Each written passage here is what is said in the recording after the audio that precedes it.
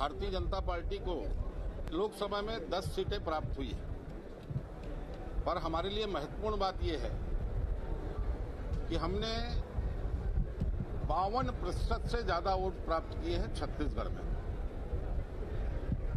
माननीय अमित शाह जी बोला करते थे कि भाई हमको 51% का लक्ष्य लेके चलना है, अपनी सरकार बनाना है। तो छत्तीसगढ़ में हमने 52% से ज्यादा मत प्राप्त किया है और कांग्रेस से हमारी बढ़त 10% से ज्यादा की।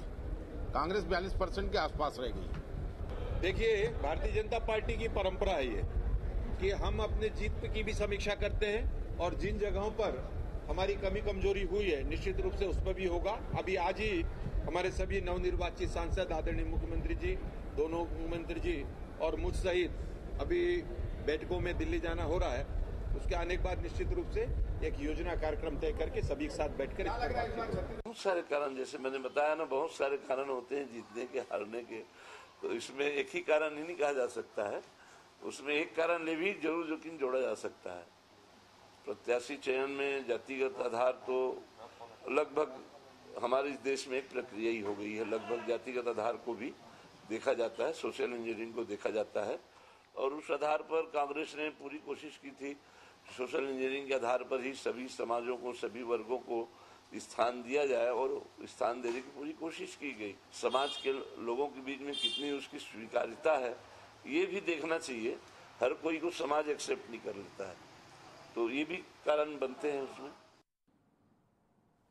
नमस्कार, मैं हूं मोहन तिवारी। आज के मुद्दे में आपका स्वागत है और आज का मुद्दा हमारा आधारित है छत्तीसगढ़ में हुए लोकसभा चुनाव पर। और इस चुनाव में अब परिणाम क्योंकि सामने आ गए हैं तो कहीं जश्न का माहौल है तो कहीं समीक्षा की बात कही जा रही है। जैसा ही परिणाम आता है उसको अलग अलग तरीके से देखा जाता है, सबका अपना अपना नजरिया होता है। और एक तरफ जब परिणाम ज्यादा आया है, एक को कम परिणाम मिला है, तो समीक्षा की बात जरूर होती है। हार के बाद कांग्रेस में समीक्षा की मांग उठने लगी है, वहीं बीजेपी जश्न के साथ इस उम्मीद में है कि केंद्र उनके बारे में सोचेगा, उनका प्रतिनिधित्व जो है वो केंद्र में भी देखने को मिलेगा। तो इन्हीं सब बातों पे आज चर्चा करेंगे। मिल लेते उन मेहमानों से जो इस चर्चा में हमारे साथ रहेंगे। हम बहुत स्वागत करेंगे।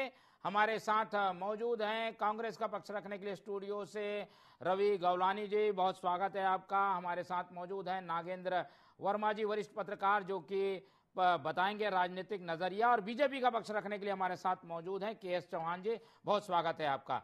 तो जैसा कि बीजेपी में माहौल है, चुनाव प्रबंधन समिति की बैठक हो चुकी है, सबको धन्यवाद दिया गया है, 10-1 से बीजेपी ने जीत दर्ज की है। ऐसे में उनका मोराल हाई है और एक उम्मीद जगी है कि केंद्र में प्रतिनिधित्व मिलेगा। दूसरी तरफ कांग्रेस में समीक्षा की बात उठ रही है, जो बयान हमने आपको सुनाए। पहले चलते हैं बीजेपी की ओर।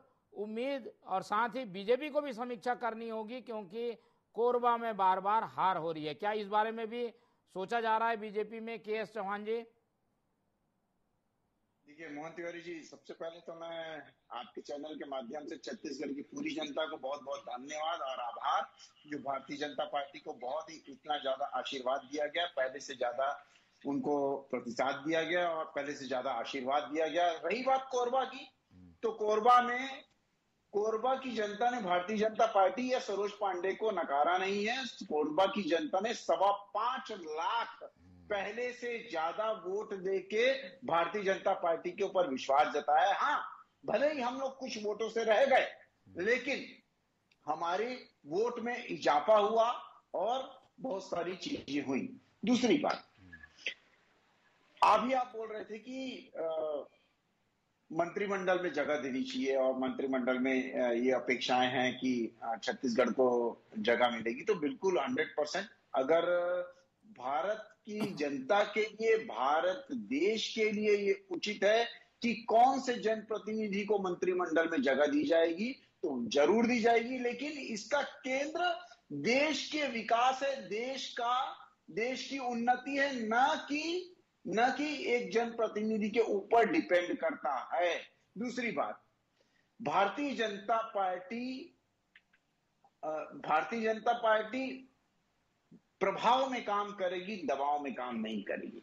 भारतीय जनता पार्टी, जैसे कि अभी जो 293 थे, अभी 303 हो गए, 10 सांसदों ने और निशर्त रूप से अपनी स्वीकृति दी है एनडीए के साथ मिलने के लिए। और उसके बाद आज की डेट में जो देश के लिए उचित होगा वही भारतीय जनता करने वाली है, जो पहले भी पिछले 10 सालों में किया है, जिसका हमारे को परिणाम आया है कि आज हम इंफ्रास्ट्रक्चर में पहले स्थान पे, इकोनॉमिक में पूरे विश्व में हम 5वें स्थान पे, चौथे स्थान पे स्टॉक एक्सचेंज पे, और तमाम हमने जो 130 करोड़ वैक्सीन और 25 करोड़ लोगों को गरीबी रेखा से ऊपर उठाया, 4 करोड़ लोगों को घर दिया गया, 11 करोड़ लोगों को आयुष्मान कार्ड दिया गया, 10 करोड़ लोगों का शौचालय बनाया गया, और कई ऐसी योजनाएं, कई ऐसी चीजें जो हुई भारतीय जनता पार्टी में, ऐतिहासिक चीजें जो देश में पहली बार हुई, जो उन्नति के लिए, जो विकास के लिए जरूरी थी। ये जरूरी नहीं है कि जो जीते हुए सांसद हैं वही मंत्रिमंडल में जाएंगे, जो देश के लिए उचित रहेगा, फिर मैंने आपको बोला वही करेगी भारतीय जनता पार्टी। और भारतीय जनता पार्टी देश के हिसाब से ही काम करेगी और दबाव में नहीं, प्रभाव में काम करेगी।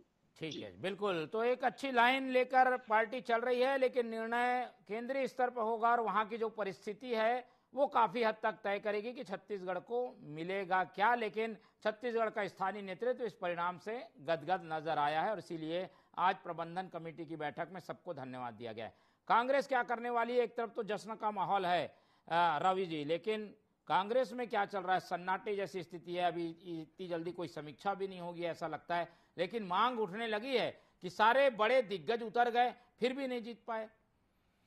देखिए मोहन जी, सर्वप्रथम मैं छत्तीसगढ़ की जनता, भारत देश की जनता सभी का धन्यवाद दूंगा, 140 करोड़ लोगों को प्रणाम करूंगा।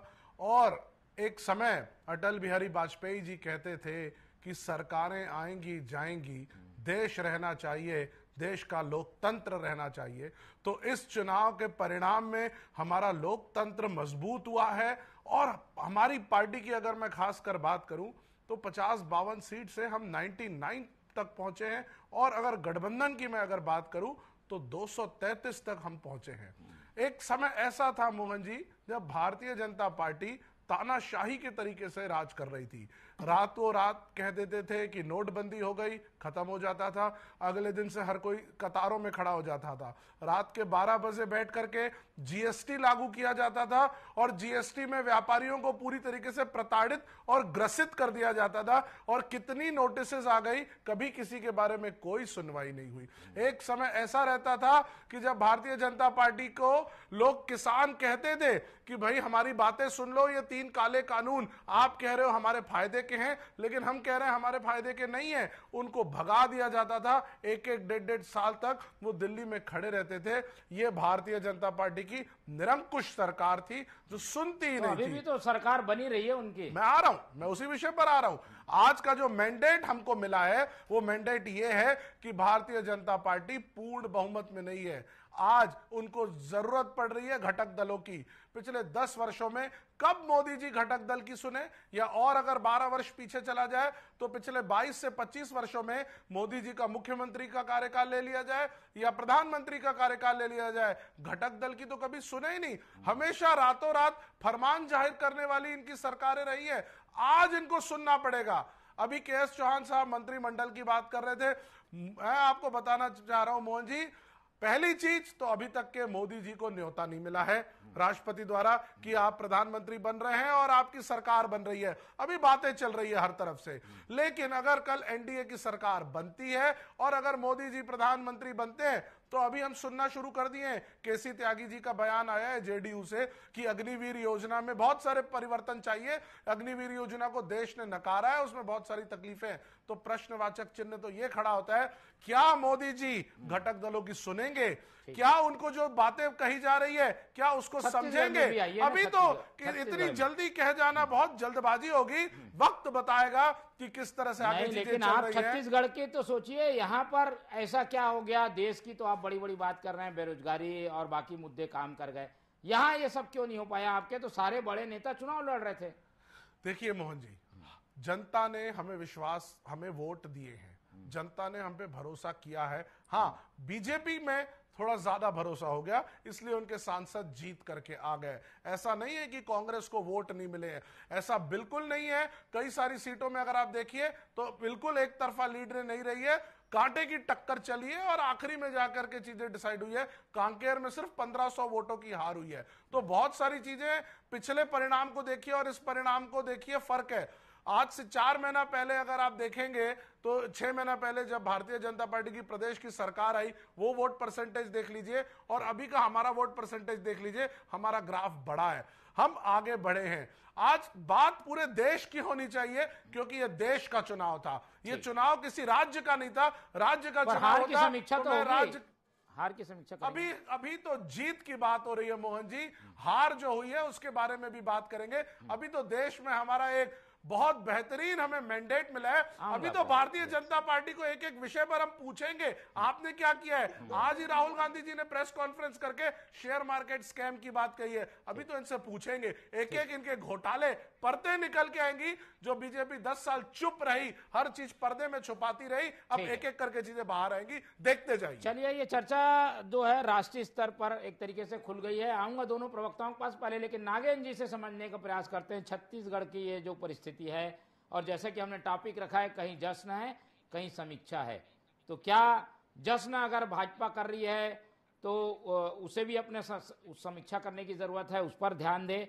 और अगर कांग्रेस समीक्षा की बात कर रही है तो उसे भी एक तरीके से जश्न मनाना चाहिए, क्योंकि देश में उसकी अच्छी पोजीशन बनी है। आपका क्या मानना है छत्तीसगढ़ के संदर्भ में?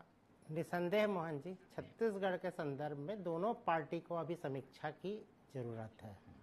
खास तौर पे अगर हम कांग्रेस की बात करें तो उन्होंने बहुत सारी चूक करी है।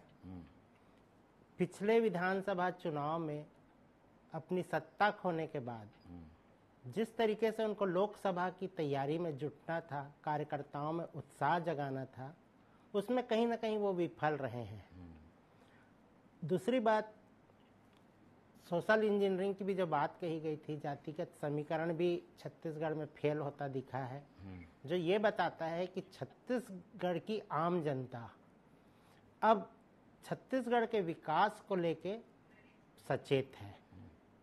वो अब इन जातिगत वर्गीकरण, भेदभाव, इससे ऊपर उठ चुकी है। वो समग्र छत्तीसगढ़ का विकास हर क्षेत्र के लिए हर बिंदुओं पर चाहती है। ये एक सुखद संकेत मान सकते हैं हम। दूसरी तरफ बीजेपी ने जो एक सीट खोई है कोरबा की, उस पे इन्हें चिंतन करना चाहिए। कहीं ना कहीं वहाँ पे इनके कार्यकर्ताओं में संभवतः हो सकता है कि कोऑर्डिनेशन नहीं था, इसलिए वो इस सीट को खोए हैं। तो ये बहुत सारी महत्वपूर्ण चीज़ें हैं। दूसरी चीज़ इस बात की तो वाकई में देखना ही होगा इस बिंदु पे कि वोटों का प्रतिशत बढ़ रहा है। इसमें कहीं ना कहीं आम जन जो है वो बीजेपी की बहुत सारी नीतियों को लेके उसका फॉलोवर बनता चला जा रहा है। उसको कहीं ना कहीं उसकी नीतियों पे विश्वास हो रहा है। छत्तीसगढ़ के विकास की जो अवधारणा है उसमें पार्टी कहीं ना कहीं उनकी नज़रों में खरी उतर रही है। जी ठीक है, तो एक प्रभावी विपक्ष की भूमिका निभाने की जरूरत पड़ेगी कांग्रेस को। चलते हैं बीजेपी की ओर, और बीजेपी के लिए कोई राह आसान नहीं है। जरूर यहाँ 10 सीटें जीत गए हैं चौहान जी आप लोग, लेकिन जो स्थिति है, जो तेवर है, उससे लगता है कि एक कड़ी चुनौती मिलने वाली है।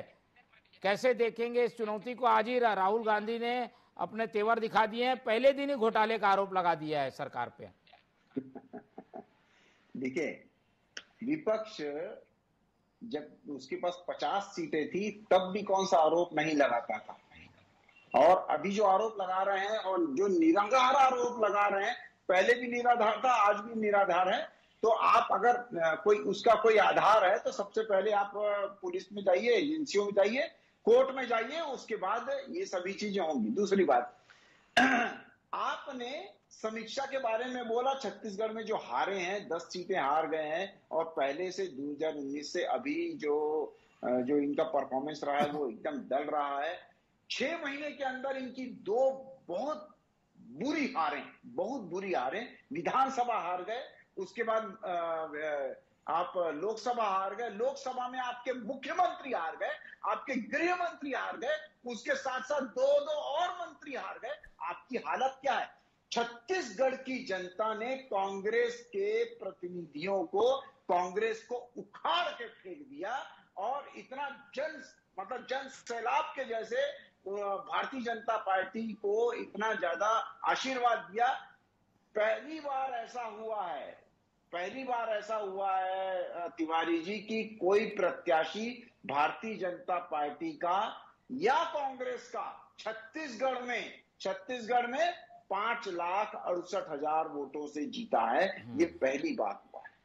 ये अपने आप में भारतीय जनता पार्टी का एक सराहनीय बात है। और दूसरी बात, जैसे हमारे नागेंद्र वर्मा जी ने बोला कि समीक्षा करने की जरूरत है कांग्रेस को, क्योंकि 2 हार करीब अभी भी हुई है। और ये क्यों हुई है इसके बारे में सिर्फ ये रातों रात ऐसी हार नहीं हो गई है कांग्रेस की। ये पिछले 5 सालों की जो इनकी कथनी और करनी और जो इनके कर्म कांड थे उसके हिसाब से हुई है। दूसरी बात, कांग्रेसी नेता और कांग्रेसी प्रवक्ता ऐसी बातें कर रहे हैं जैसे चलते दौड़ते आदमी गिर जाता है, उसकी टांगे ऊपर रहती हैं, तो ये बोल रहे हैं कम से कम हमारी टांगे तो ऊपर हैं। तो ये आज कांग्रेसी नेता भी ऐसा कर रहे हैं। आज हमारा जो आकलन था, हमारी जो अपेक्षाएं थी, निश्चित रूप से हमारी अपेक्षाएं ज्यादा थी, उससे हम लोग कम आए। लेकिन इसमें क्या होता है, जो हमारा घाटा हुआ है वो प्रॉफिट में घाटा हुआ है। प्रॉफिट में हमारा घाटा हुआ है। कांग्रेस को इससे कोई लेना देना नहीं है कि हमारे को क्या मिला है और क्या नहीं मिला है। कांग्रेस को इससे लेना देना है कि भारतीय जनता पार्टी को प्रॉफिट में घाटा हुआ है, कोई घाटा नहीं हुआ है। दूसरी बात, क्या बोल पिछले 40 सालों में तिवारी जी, कांग्रेस ने 2 बार 3 बार जो भी सरकार बनाई उसमें इनके 240 अभी तक 240 वोट खुद की सीटें नहीं आई। और दूसरी बात, 2014, 2019 और 2024 ये तीनों लोकसभा की इनकी सीटें पर जोड़ लेंगे ना तो भी 240 से कम है। तो ये तीन चुनाव को मिला के भी आज तो 240 जो भारतीय जनता पार्टी को वोटें मिली है, उतनी वोटें तो इनको नहीं मिली है। दूसरी बात, 37% आज हमारा वोट ऑफ परसेंटेज है। आप निकाल के देख लीजिए पिछले 40 सालों में कांग्रेस को कौन सा 37% वोट मिल गया, बिल्कुल नहीं मिला। तो ये किस आधार पे बोलते हैं। और मैं मानता हूं पहले से ज्यादा आई है वोटें, लेकिन आप भारतीय जनता पार्टी की तुलना कांग्रेस से आज की डेट में नहीं कर सकते। और ये स्थिति इतनी ज्यादा बुरी तो यहाँ पर कांग्रेस की जो यहाँ पर है वो बहुत ज्यादा है। ये मध्य प्रदेश में देखते हुए पूरे यूंका अध्यक्षों को हटा दिया गया है। ये जस के तस बैठे हुए हैं। इनके खुद के धनेन्द्र साहू जो बोलते हैं समीक्षा करने की जरूरत है और हमारे कई निर्णय गलत हो गए हैं। इनके खुद के जो धनेन्द्र साहू है वो उन्होंने ये बोला है। तो इनको पहले अपने गिरेबान में झांक के देखना चाहिए, उसके बाद बात करनी पूछ लेते हैं। बिल्कुल रवि जी, ओवरऑल एक तरीके से आप लोग इसे अपनी जीत मान रहे हैं, जो सीटें आई हैं, जो परसेंटेज आया है, जिस तरीके की फाइट लड़े, लेकिन आखिर अंकों के आधार पर, स्थितियों के आधार पर, सरकार बनने के आधार पर तो आप लोग की हार हुई है। इसकी समीक्षा तो होनी चाहिए। मोहन जी, बीजेपी जो है वो सबसे पहले ये स्वीकार करे कि आज जो उन लोगों का ओवर कॉन्फिडेंस था, जो उनका अहंकार था, वो टूटा है।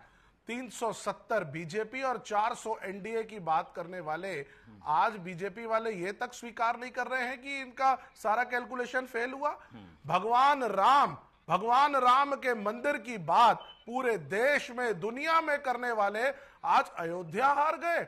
अरे कहां हो? देखो ओ दीवानो, तुम ये काम ना करो, राम का नाम बदनाम ना करो। भगवान राम की नगरी अयोध्या में आप हार गए, जहां प्रधानमंत्री जी कितनी बार गए। योगी आदित्यनाथ जी ने तो डेरा डाल दिया था, एयरपोर्ट बना दिए, रेलवे स्टेशन बना दिए, वहां पर आप लोगों ने कॉरिडोर बना दिया, सब कर दिया। क्यों हार गए? अपने गिरेबान में झांक करके देख लीजिए। मैं भारतीय जनता पार्टी को यही कहना चाहूंगा कि ये मैंडेट तो ये हार है कि नहीं है? ये भारतीय जनता पार्टी की नैतिक हार है। भारतीय जनता पार्टी को समीक्षा करनी चाहिए। और मैं इतना ही कहना चाहूंगा कि जो पिछले 10 सालों में चुप थे इनके सहयोगी दल, वो भी अब बोलना शुरू करेंगे। भारतीय जनता पार्टी के प्रवक्ता हो, नेता हो, सब लोगों सुनने की आदत डालिए और सारे निर्णय जो एक तरफा हुआ करते थे अब वो एक तरफा नहीं होंगे।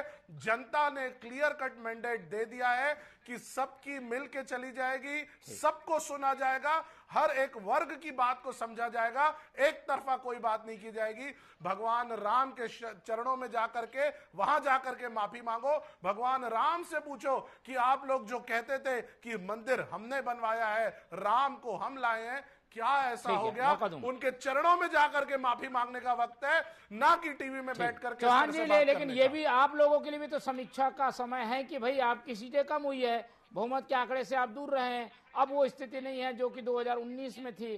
तो ये कहीं ना कहीं बताता तो है कि कुछ गलतियां थी जिन पर ध्यान देने की जरूरत है। देखिए मोहन तिवारी जी, भारत की जनता ने हमारे को सहर्ष स्वीकार किया है। उसका एक उदाहरण दे दूं आपको कि हम 21 राज्यों में 29 में से 21 राज्यों में 2019 की अपेक्षा 2024 में हम ज्यादा अच्छे परिणाम लेके आए हैं। आप चेक कर लीजिए, 21 राज्यों में, 29 में से 21 राज्यों में हम पहले से ज्यादा वोट डाले हैं और पहले से ज्यादा हम सीटें लेके आए हैं। इसका मतलब क्या है कि भारत की जनता ने हमारे को नकारा है। दूसरी बात, आप अयोध्या की बात करते हैं, माना कि हमने अयोध्या की सीट में हम पीछे रह गए, आप तो अमेठी लड़ने से पहले ही हार गए। आप तो अमेठी वहां पर गए ही नहीं। अरे अमेठी और अयोध्या का क्या कंपैरिजन? क्या कंपैरिजन? 500 साल बाद मंदिर बना है, आप अमेठी और अयोध्या को कंपेयर कर रहे हैं? चौहान जी, क्या कर रहे हैं आप? क्या कर रहे हैं? क्या अयोध्या और अमेठी को कंपेयर किया जा सकता है? क्या अयोध्या और अमेठी को कंपेयर किया जा सकता है? भगवान राम की नगरी, जहां एयरपोर्ट बनाया आपने, जहां रेलवे स्टेशन बनाया आपने, उसी राम ने हमारे को आशीर्वाद दिया है कि पिछले 40 सालों। और आप कह रहे हो 21 राज्य, 20 राज्य अमेठी। अरे भैया, क्या कह रहे हो? थोड़ा सा गिरेबान में झांक लो। चौहान जी, भगवान ने आप लोगों को आईना दिखाया है, झांक लो। इतना घमंड अच्छा नहीं है, धरातल पर आ जाओ। छत्तीसगढ़ पे केंद्रित हो जाइए। ठीक है, छत्तीसगढ़ पे बात कर रहे थे चौहान जी, यहाँ आप लोग काफी खुश हैं, केंद्र में लेकिन थोड़ी समीक्षा की जरूरत है। नागेंद्र जी के पास चलते हैं। नागेंद्र जी, बार बार ये बातें आएंगी, अभी कई स्तर पे इस पे चर्चा भी होगी। अभी तो कुछ दिन हुए हैं परिणाम आए, इसलिए ज़्यादा इसमें फोकस बात नहीं हो पाएगी कि किसने अच्छा प्रदर्शन किया या किसने कम प्रदर्शन किया। टक्कर 3-4 सीटों में कांग्रेस ने भी अच्छी दी है। अब ओवरऑल राजनीति को कैसे देखते हैं कि क्या कुछ बदला है, विपक्ष मजबूत दिखेगा इस पूरे चुनाव परिणाम के बाद? क्या स्थिति है आपके अनुसार? देखिए, निसंदेह विपक्ष कहीं ना कहीं मजबूत हुआ है और प्रदेश की विधानसभा में भी हम कांग्रेस की प्रतिपक्ष के रूप में भूमिका को मजबूत ही पाते हैं। लेकिन ओवरऑल अगर हम बात करें तो कांग्रेस जो है अपने परंपरागत वोटर्स से दूर हो रही है, इसको स्वीकारना होगा। बस्तर में कांग्रेस की जो पकड़ आदिवासियों के बीच है वो धीरे धीरे कम क्यों हो रही है, इस पे चिंतन होना चाहिए। मैदानी क्षेत्रों में जहां लोग मैं समझता हूं कि अपने कुछ एजेंडों पे, अपने बौद्धिक स्तर पे चयन करते हैं पार्टी का, वहीं हम ये पाते थे कि बस्तर में जो कि काफ़ी समय से पिछड़ा हुआ है और छत्तीसगढ़ राज्य के निर्माण की जो अवधारणा है वो कहीं ना कहीं बस्तर के विकास को लेके ही रही है। इसको स्वीकारना ही होगा क्योंकि ये काफ़ी लंबे से पिछड़ा हुआ इलाका था। लेकिन अब हम जब देख रहे हैं कि इतने साल बाद भी इस क्षेत्र का विकास नहीं हुआ और इसमें लगातार जो काम होता रहा, बीजेपी के आने के बाद इस क्षेत्र में तमाम विकास की लाइनें खिंचती चली गई। 5 साल कांग्रेस ने काम किया, उस काम को भी आखिर क्यों बस्तर अंचल में स्वीकार नहीं किया गया, इस पे भी मंथन होना चाहिए। और धीरे धीरे परंपरागत वोट जो है, जिसको मैं कहता हूं कि बिल्कुल गरीब वर्ग, सर्वहारा वर्ग, ये धीरे धीरे, और जो बिल्कुल फिक्स वोट होते थे कांग्रेस के, वो कभी इधर उधर नहीं होते थे, वो क्यों बदल रहे हैं, और युवाओं का रुझान कांग्रेस की तरफ क्यों नहीं आ रहा है, इस पे मंथन होना चाहिए। दूसरी चीज, कांग्रेस पार्टी से खुद उसके कार्यकर्ता जो हैं वो क्यों किनारा करते चले जा रहे हैं, खास तौर पे काम करने के मामले में। वो ईमानदारी से जनता और पार्टी के बीच का संवाद जो बनना चाहिए, कांग्रेस की नीतियों को आम जनता तक पहुंचाने का जो प्रयास होना चाहिए, उसमें कहीं ना कहीं मुझे लगता है कि कोताही कर रहे हैं। इसका क्या कारण है, इसका उच्च स्तर पे मंथन होना चाहिए। चलिए, दोनों ही पार्टी के लिए सलाह है कि भाई वो अपने अपने स्तर पे मंथन करें। आखिरी राउंड में 30-30 सेकंड में दोनों प्रवक्ताओं से टिप्पणी ले लेता हूं कि देश से अलग अब प्रदेश में क्या राजनीति की स्थितियां बनेगी, कितनी उम्मीद में हैं दोनों ही पार्टियां। पहले चौहान जी, परिणाम के बाद। डबल इंजन की सरकार होती है तो हम भारतीय जनता पार्टी सिर्फ और सिर्फ देश और प्रदेश और समाज के लिए जो काम करना चाहती है, उसका एक लक्ष्य है कि जो लक्ष्य के कारण ही वो राजनीति में है, वो जनप्रतिनिधियों को उतारती है और अपनी सरकार लाती है। वो अपने एक लक्ष्य के कारण, कांग्रेस का लक्ष्य ही होता है कि वो सिर्फ और सिर्फ सत्ता में आए, लेकिन हम सत्ता के द्वारा अपने लक्ष्य को प्राप्त करना चाहते हैं, विकास करना चाहते हैं। सबका साथ, सबका विकास, सबका विश्वास और सबका प्रयास के साथ ही ये सभी चीजें होती हैं। और जो डबल इंजन की सरकार है, निश्चित रूप से इसमें छत्तीसगढ़ के लोगों को, छत्तीसगढ़ के और सभी को इसमें फायदा मिलेगा और हम हमारे छत्तीसगढ़ को एक नए आयाम पे लाके पहुंचाएंगे। ये हमारा वादा है और ये हमारी कोशिश है और यही हमारी उम्मीद है और यही हमारा प्रयास रहा है। ठीक है, चलिए आप लोग गौलानी जी क्या सोचते हैं? अब जो परिणाम आया है, मजबूत विपक्ष है, करेगा क्या विपक्ष अब? देखिए मोहन जी, देश के गरीबों ने, देश के पिछड़ों ने, देश की महिलाओं ने, देश के युवाओं ने हमें मैंडेट दिया है। हम इन सब की बात संसद में बुलंद करेंगे। जो भी सरकार हो, अगर एनडीए में प्रधानमंत्री मोदी जी बनते हैं, कोई और बनता है, या जैसा भी आगे का समीकरण बनेगा, कांग्रेस पार्टी देश के गरीबों की, युवाओं की बात करती रहेगी और देश हित में जितनी चीजें रहेंगी उन सबको हम समय समय पर उठाते रहेंगे। और अगर कभी हम सरकार में आए तो उनके लिए हम काम करेंगे, और अगर हम विपक्ष में रहेंगे तो जो भी सरकार में बैठेंगे उनके सामने सारी बातें करते रहेंगे और किसी भी तरह की तानाशाही हम बर्दाश्त नहीं करेंगे। सारे निर्णय सर्वमान्य, सबसे मिल करके, सबसे डिस्कशन हो करके होंगे और किसी भी तरह का जो दबाव जो जनता झेल रही थी, जो चुप थी, मौन थी, क्योंकि इनके पास 300 सीटें अकेले बीजेपी के पास थी, इस तरह के किसी भी निर्णय को कांग्रेस पार्टी देश में लागू होने नहीं देगी। सरकार की उम्मीद है, मतलब सरकार बनने की संभावना दिखती है। भविष्य की गर्त में कई सारी चीजें हैं मोहन जी, देखते चलिए, पहले ये चला भी तो पाए। चलिए, मन में लड्डू फूट रहे हैं इधर भी और उधर भी। हमारी निगाह इस पूरे चुनावी समीकरण पर बने रहेगी। फिलहाल छत्तीसगढ़ की चर्चा थी, जिसमें एक तरफ जश्न है, एक तरफ समीक्षा की बात है। जब ये दोनों चीजें होंगी तो फिर से हम चर्चा में बैठेंगे। फिलहाल इस पूरी चर्चा को यहीं खत्म करते हैं। हमारे साथ यहाँ रवि गौलानी जी जुड़े, उनका बहुत धन्यवाद। नागेंद्र वर्मा जी ने हमें समय दिया, उनका बहुत बहुत धन्यवाद। और के एस चौहान जी हमारे साथ बने थे, उनका बहुत बहुत धन्यवाद। तो तीनों मेहमानों का धन्यवाद करते हुए आज की ये चर्चा यहीं खत्म करते हैं और आप लोग से रखते हैं उम्मीद कि आप लोग देखते रहेंगे TV24। रखिए अपना बहुत ख्याल। नमस्कार।